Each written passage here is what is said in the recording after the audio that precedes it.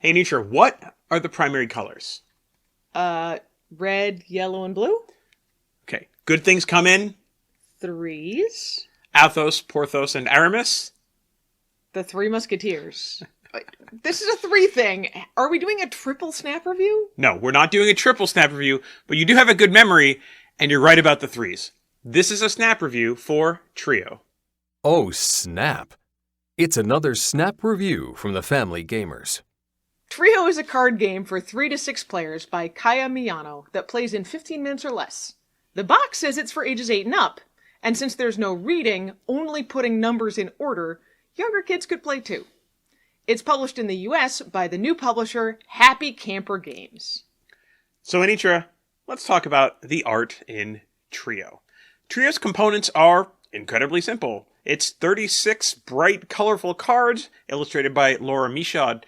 Each card has a large number in white in the middle that's repeated at the top 2 corners. Each of the 12 numbers has a different bright background color with subtle illustration in black. There's a Mexican flair here to the whole thing, with skulls, luchador masks, guitars, and even guacamole. Guacamole! It looks great. Let's talk about the mechanics, how we play Trio. Every player gets an equal number of cards, with between 6 and 9 cards left face down on the table. Whoever most recently ate something with avocado goes first. Guacamole! On your turn, you're trying to find 3 cards of the same number.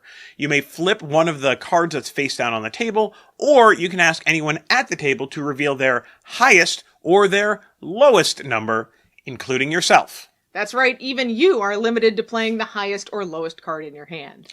After the first card you reveal a second card, again, either flipping a face-down card or asking for a highest or lowest card. If those 2 cards match, try again for a third card. As soon as you run into a card that does not match the first one that was revealed, your turn is over. All the cards go back where they were before. But if you find 3 that match, you've made a trio. Put it face up in front of you. Find 3 trios, or the magical 7s trio, to win the game. There's also a spicy version that's a little bit more challenging, where you'll need to collect a specific set of trios to win. So what did we expect from this game? Well, I first heard about Trio when I heard it was going to be coming to the US via Happy Camper Games.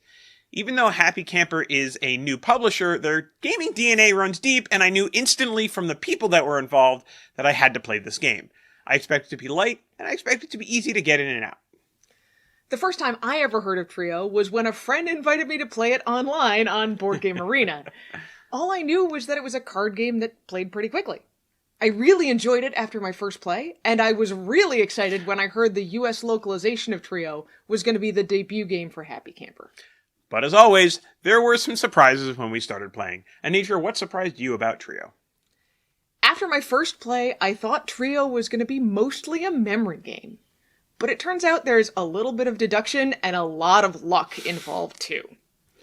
The restriction of only being able to reveal a player's lowest or highest card makes for really interesting decisions.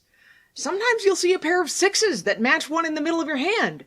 But until you can access that card that's in the middle of your hand, there's no way for you to make that trio. I totally agree with that point. For me, Trio kind of has like trick-taking energy to it, even though it's not at all a trick-taking game, where I'm trying to figure out how to work through certain cards to get to other ones.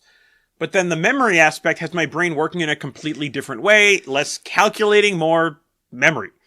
Bouncing back and forth makes for a super interesting game, especially when you play the spicy version, where not only are you trying to remember where everything is on the table or in other people's hands, but you're also shooting for a particular set of 3 when you do it.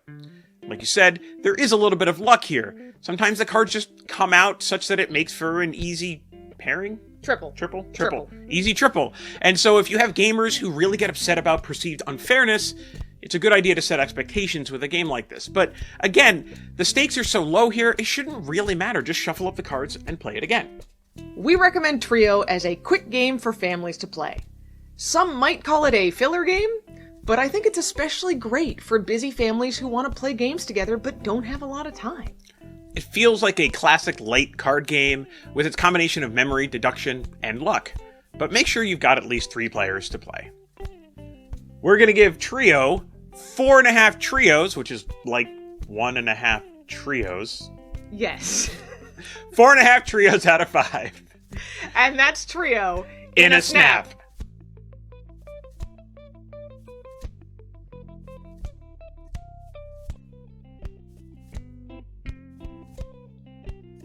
Find 3 trios, or the magical 7... No, I don't have it. You have it. I have it.